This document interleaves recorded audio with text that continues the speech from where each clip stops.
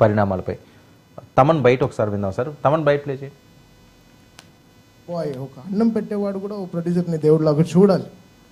ఒక ప్రొడ్యూసర్కి ఒక సక్సెస్, ఒక ధైర్యంగా, ఒక గొప్పగా, ఒక నిజంగా ఒక సక్సెస్ ఇచ్చి చెప్పుకోవడానికి ఈరోజు చాలా చాలా కష్టంగా ఉంది. నెగటివ్ ట్రోల్స్, నెగటివ్ ట్యాగ్స్ ఎంతో వేసి ఇప్పుడు దీని వెనకాల ఒక ప్రొడ్యూసర్, ఒకటి నిర్మాత ఉన్నాడు. అది కూడా తను ఎంతో కష్టపడి ఎక్కడి నుంచో ఊరంతా వెతికి చాలా డబ్బులు తెచ్చుకుని, సొంత డబ్బు కాకుండా ఫైనాన్స్కి తెచ్చుకుని ఒక సినిమాలో పెట్టేటప్పుడు ఆ కష్టం, అది మీరు పెట్టే ఆ నెగటివ్ ట్రెండ్స్లో ఒక ప్రొడ్యూసర్ ఎంత కూలిపోతున్నాడో మీకు తెలియదు. అది చాలా కష్టమైన విషయం. ఇక్కడ సినిమాలు రావడానికి సరే ఎంతో ఇంపార్టెంట్ అయిన వాళ్ళు మన ప్రొడ్యూసర్స్. వాళ్ళు ఎంతో మనకి దేవుడు లాంటి సమానం. వాళ్ళని ఎంతో జాగ్రత్తగా చూసుకోవాలి మనం. అది అందరు ఫ్యాన్స్కి ఒక బాధ్యత ఉంది, అందరి హీరోస్కి, అందరికీ మ్యూజిక్ డైరెక్టర్స్కి, ఎవ్రీ టెక్నీషియన్, ఒక లైట్ బాయ్, ఒక అన్నం పెట్టేవాడు కూడా ఒక ప్రొడ్యూసర్ని దేవుడిలాగా చూడాలి. అంటే ఈరోజు వరల్డ్ అంతా ఒక తెలుగు సినిమాని చాలా గర్వంగా చూస్తుంది.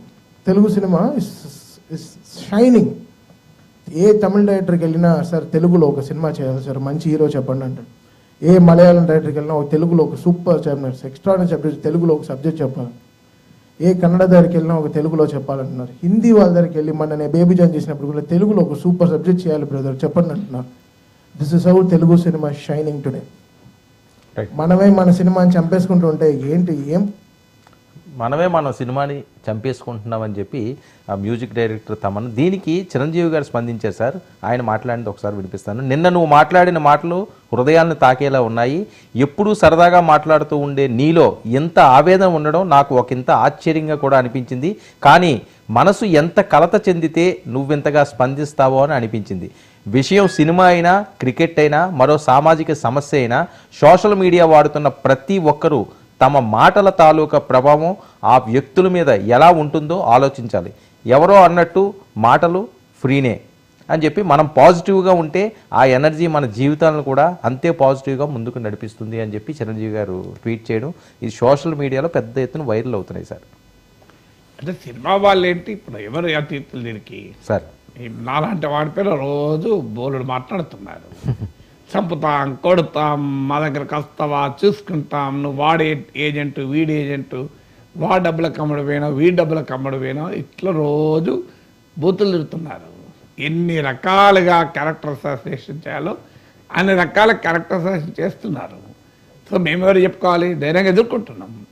సో అందువల్ల సినిమా ఇండస్ట్రీ కూడా దీనికి అతీతం కాదు. నీకు ఒక సమాజంలో పాపులారిటీ వస్తున్న కొద్దీ 90 మంది నిన్ను అభిమానించే వాళ్ళు ఉంటే 10 మంది నిన్ను వ్యతిరేకించే వాళ్ళు ఉంటారు. You have to face it. వారి ప్రైవేట్ జీవితం వారి సొంతం అంటారు కదా. పబ్లిక్లో ఉంటే ఏమైనా అంటారు కదా. అందువల్ల పబ్లిక్లో ఉన్నవాడు చీప్ కదా. నువ్వు అందరూ దొరుకుతావు. మళ్ళీ సోషల్ మీడియా ఎనానిమస్, వాడికి ఊరు ఉండదు, పేరు ఉండదు, వాడు నోటికొచ్చినట్టు మాట్లాడచ్చు. అంతేకాదు మీకు ఒకప్పుడన్నా కనీసం సోషల్ మీడియా అనానిమస్, ఇప్పుడు ఓపెన్గా వాళ్ళ నెంబర్లతో మెసేజ్లు పెట్టి బెదిరిస్తున్నారు. సో మీరు రండి మా రాష్ట్రానికి, నిన్ను అరెస్ట్ చేయించుతాం, పోలీస్ స్టేషన్లు తిప్పుతామని కూడా అంటున్నారు. సో ఇవన్నీ ఫేస్ అవుతున్నాం కదా, రోజు ఫేస్ అవుతున్నాం. సో చైనా ఏజెంట్ అంటాడు, ఒకడు పాకిస్తాన్ ఏజెంట్ అంటాడు, ఒకడు దేశద్రోహి అంటాడు, ఒకడు హిందూ ద్రోహి అంటాడు, ఒకరు ఇంకోరు నువ్వు పలానాకి ఏజెంటు అంటారు, పలానా డబ్బులు తీసుకున్నావు అంటారు. ఎందుకంటే వాళ్ళకి అలవాటు కదా రాజకీయాల్లో కొనడాలు, అమ్మకాలు. అందువల్ల ప్రతి ఒక్కరు అమ్ముడు పోతారని భ్రమలో ఉంటారు వాళ్ళు. ఎందుకంటే వాళ్ళ పడేది కదా రోజు రాజకీయాల్లో ఉండి అమ్మకాలు, కొనుగోళ్ళు, బేరాలు, సారాలు చేసే వాళ్ళకి ఏమనుకుంటుందంటే అందరం అలాంటి వాళ్ళమే అనుకుంటారు కదా. సో అంటే అదే బుట్టలోని వాళ్ళు అనుకుంటారు. ఈ డిఫరెంట్ ట్రైబ్ వీళ్ళు సమాజం పట్ల ఒక బాధ్యత ఉన్న వాళ్ళు దీనికి లొంగరు, ఏ ప్రలోభానికి లొంగరు అనేది వాళ్ళ ఊహించలేరు కదా. ఎందుకంటే వాళ్ళ వాల్యూస్, వాళ్ళ స్టాండర్డ్స్ అలాంటివి, వాళ్ళ ఫ్యామిలీ పెంపకం అలాంటిది, వాళ్ళ తల్లిదండ్రులు వాళ్ళని పెంచిన తీరు అలాంటిది, వారి కుటుంబ నేపథ్యం అలాంటిది. అందువల్ల వాళ్ళు అలా నోటికొచ్చినట్టు బిహేవ్ చేస్తారు. అనార్కి వాళ్ళని మనం వాళ్ళ వాళ్ళ వాళ్ళ వాళ్ళ వాళ్ళ యొక్క క్యావటిక్ ప్రపంచంలో బతుకుతారు.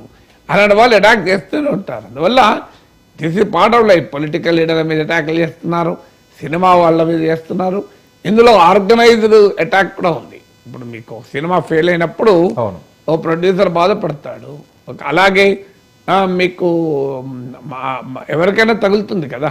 ఇప్పుడు ఒక పొలిటికల్ లీడర్తో నాకేదో ఓ ఇష్యూ వస్తే ఆ పొలిటికల్ లీడర్ సపోర్టర్లు ఏకంగా ప్రెస్ క్లబ్లో ప్రెస్ కాన్ఫరెన్స్ పెట్టి నీ బతికెంత నేను చంపుతామని అన్నారు.